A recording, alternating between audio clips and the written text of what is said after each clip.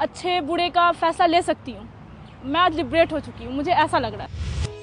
आज भारतीय महिलाओं के पास सिर्फ अपनी खुद की पहचान के अलावा भी बहुत कुछ है, लेकिन भारत के ऐतिहासिक स्मृतिकोश में जो यादें अंकित हैं वो हैं आदमियों के साथ महिलाओं की लंबी कतारें जो टेढ़े मेढ़े धूल भरे रास्तों पर चलकर पहली बार अपने मताधिकार का प्रयोग करने आ रही थीं। महिलाएं जिन्होंने कम से कम आधी सदी इंतजार किया कि वो अपना पहला वोट डाल सकें।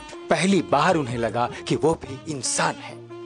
कई मायनों में बहुरंगी और जीवंत भारतीय चुनाव ने तमाम आश्चर्यजनक क्षणों को जिया है और उपलब्धियां हासिल की हैं।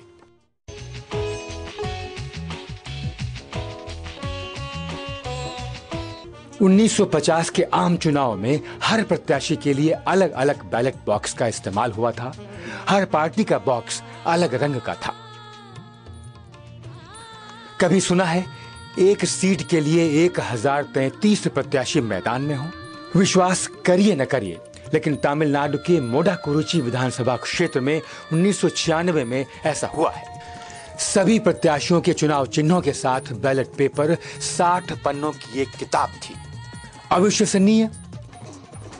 बिल्कुल। सभी वर्गों का सम्मिश्रण? निश्चय ही। उदार?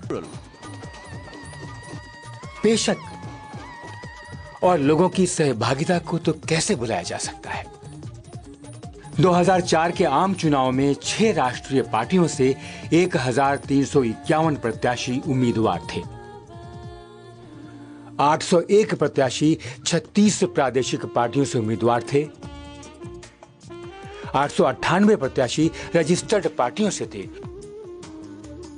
और 2385 स्वतंत्र उम्मीदवार थे। सबसे उम्रदार प्रत्याशी की उम्र 94 साल की थी। वो जीते भी। चुनकर आए सबसे कम उम्र की एमपी की उम्र 26 वर्ष है। कितना हृदय स्पर्शी नजारा है। जवान और बुजुर्ग एक साथ पीढ़ियों के अंतराल को पाटते हुए एक खूबसूरत मेल युवा और अनुभवी जनों का।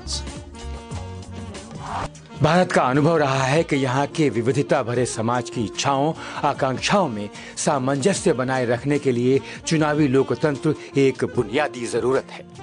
दरअसल ये एक बेहतरीन हथियार है जिसके जरिए बिना उथल पुथल, हिंसा या खून खराबे के राजनीतिक परिवर्तन लाया जा सकता है। चुनाव भारत की मूल आत्मा है और भारतीय संस्कृति का अंतःकरण।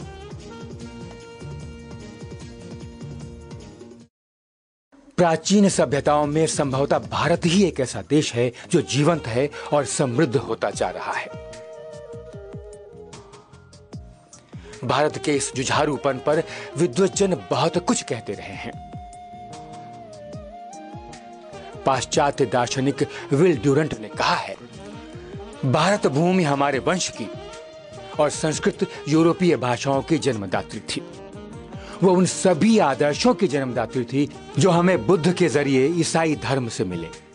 स्वशासन और लोकतंत्र के जरिए वो ग्राम्य समाज की जन्मदात्री थी।